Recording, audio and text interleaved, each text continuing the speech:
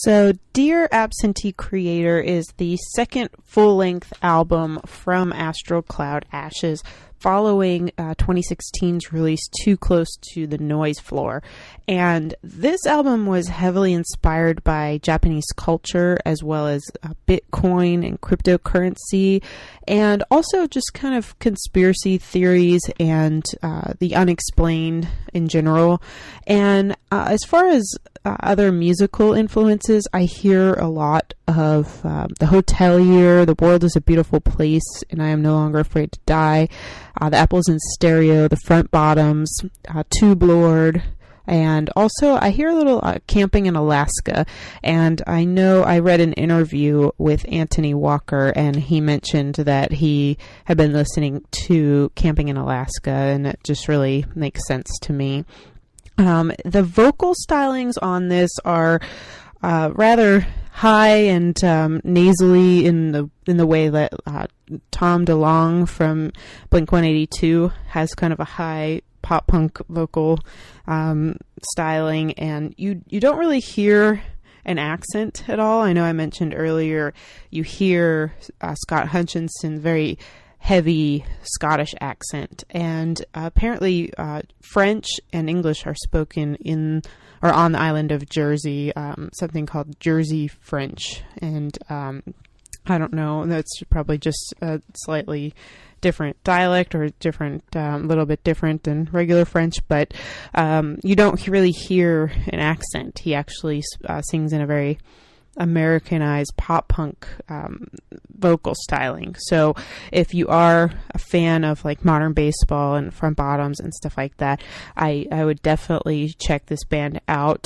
And now for me, being a huge music fan and just someone who's generally interested in where bands and artists come from, I can safely say I'd never heard of a band from Jersey or the Channel Islands, and like I'm just a massive music fan, and I always kind of dive into where bands come from, and I try to find out, you know, where they're from, and like pretty much right out the gate when I discover a band. So that especially caught my eye, as well as the recommended if you like modern baseball tag. Even though, speaking honestly, had modern baseball and the Front Bottoms come into my life now, I'm not sure I'd be as into them as I was like years ago when they were first springing up, just because like I'm a little bit older now, and you know, songs about Twitter and stuff are not really written for me. However, with Astral Cloud Ashes, this is a band seemingly built on a pop punk foundation, and they kind of skirt the edges of upbeat space rock on their first record, Too Close to the Noise Floor. But we see this band evolving into like a math rock realm on this Dear Absentee Creator, and it feels like a record made for someone who grew up on pop punk but evolved like into a wellspring of music knowledge, versatility.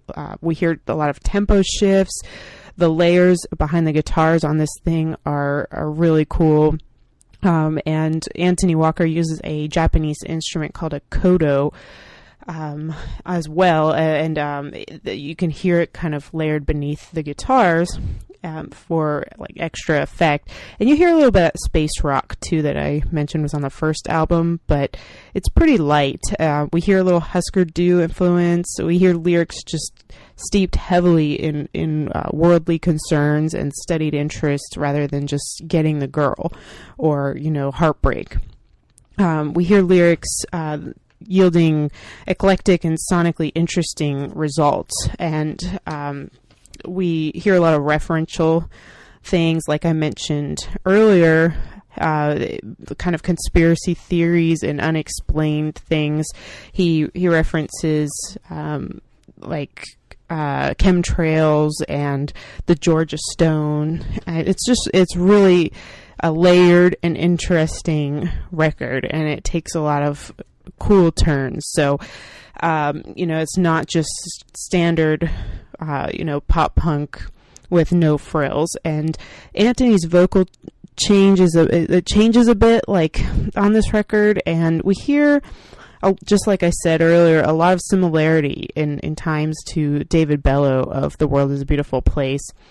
and a little bit of that like out of breath urgency that Taking Back Sunday's Adam Lazara does, and the kind of anxiety ridden speak singing that Aaron Weiss of Me Without You does, and then just like going, and it'll take you back to like that kind of fun and jovial pop punk vocal of Blink-182.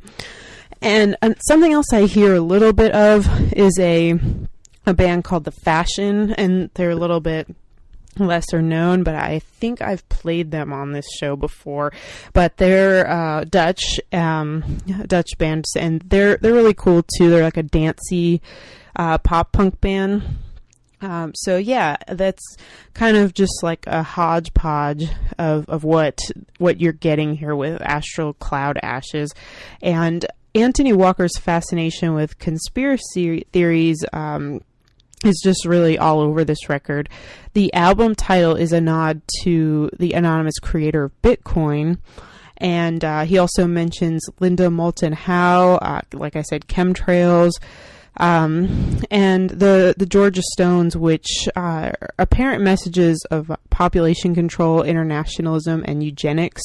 They're located in the U.S., and they also have an anonymous author. Like, no one knows who actually wrote what's on the Georgia Stones. So so aside from those running themes, there's the Japanese theme, and a couple the song titles are obvious in that, and there is the song that is directly the name of the person, the anonymous creator of Bitcoin, and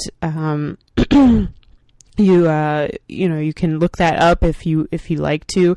That's what I kind of did with this, is I looked up all these references and where they came from, and I kind of fell down a rabbit hole, and you can kind of follow what Anthony did, and you can tell he got really involved in this, really interested in Bitcoin, and kind of the shroud of mystery behind a lot of cryptocurrency and things like that. So you can kind of follow in his footsteps what he was kind of going through in his thought process in writing these lyrics. But overall, the record's an exciting journey. It paints a lot of pictures from all over the world.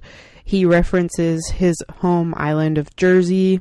He references Southern California, and of course Japan. So, but he does kind of go off from the conspiracy theories and geographic locations a little bit, just to, I don't know, it seems kind of it touches a little bit on relationships, vaguely in a way. But it's not, the record isn't thick with that, nor is it thick with any of this like conspiracy theory stuff. It's not like too thick to dive into, not too heady. It's a perfect mix of like fun and serious, and after a single afternoon, I was really hooked on this record. It's just really catchy, and Moon Phase Bloom is probably the catchiest song on the record to me. There's a song called Dallas Knows the Reason, and this song is pretty long and lyric heavy, and I like that it could possibly be sort of a little bit of a nod to Texas Is the Reason. And then there's some kind of like heart-wrenching hooky lines that could come straight from a band like Brand New, where he says something about his concrete heart, and then another line that I really, really liked that goes, "I could have built my castle on your shifting sands." I really, really liked that line as well. So overall, you're getting quite a bit here with this record, and it's really well produced. It sounds really, really great for it being an independent record, and for essentially a single person making it. in creating this thing. So I commend that, and it's not some rinky-dink production on this thing. Kimobetsu Love, it seems like a nice love song to kind of end the record with, but then right at the end you get the lyrics, "We control disease, our lobbyists agree, it's such easy money." So he kind of brings it back around to the sort of conspiracy theory, politicism a little bit of, what's going on in the world. And overall, I really love this record. My only critique is just from a personal standpoint. I can only listen, even though I love them, to so much The World is a Beautiful Place and so much Blink-182. I don't really listen to Blink-182 very much anymore for a lot of reasons, but Tom's vocals get to me, that kind of high pop punk nasally vocal. It gets to be a little grating sometimes, but what really saves this record and creates a replayability for me is that there are so many layers, and he kind of does I don't know if it's a vocal manipulation of him singing or it was somebody that contributed, but it sounds like other vocalists singing, including like a female vocalist with kind of that dual the dual vocal thing that a lot of pop punk, emo, post-hardcore stuff would do. So you're getting all that, and it's really great the way that they put this thing together, and it kind of adds a weird air, like a really neat mystery to the record, aside from it being about a lot of mysterious things, that it was created on from this island. And I think he took a ferry over to England a few times to record, but it's neat that this thing was born on this island and stuff. I like that, the backstory of it and stuff. So yeah, that's Astral Cloud Ashes with Dear Absentee Creator. And if you're interested, you can check them out on Bandcamp, and they have Facebook and Twitter as well. And I'm going to play a song right now called Gush, and I hope you guys like it.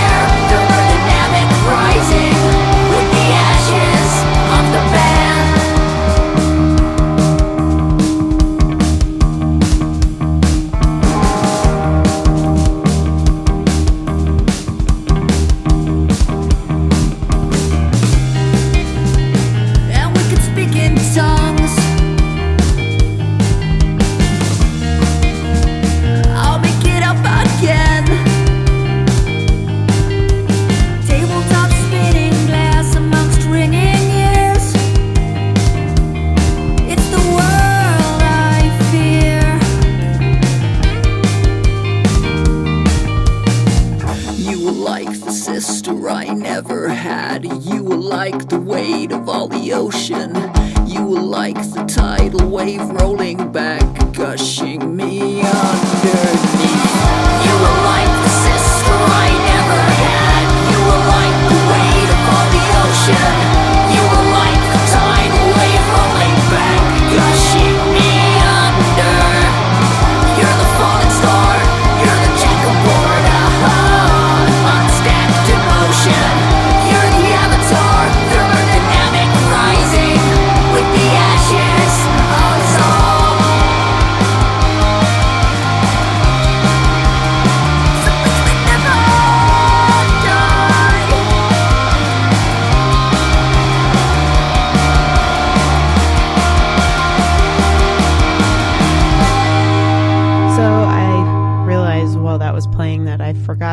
mention what the anonymous creator of Bitcoin goes by. It's like a pseudonym that they use called Satoshi Nakamoto.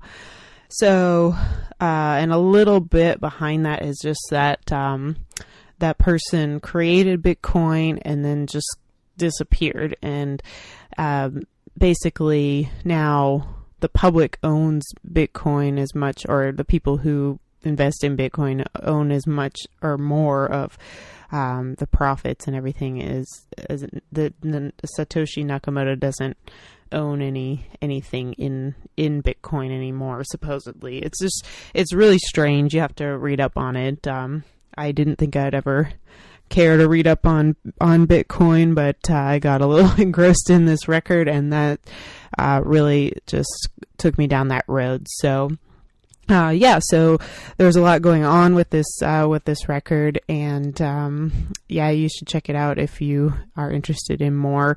And I'm not going to be reviewing, not every record I'm going to review is like by these bands that are from odd places. It's just that's just what I think I've been into lately.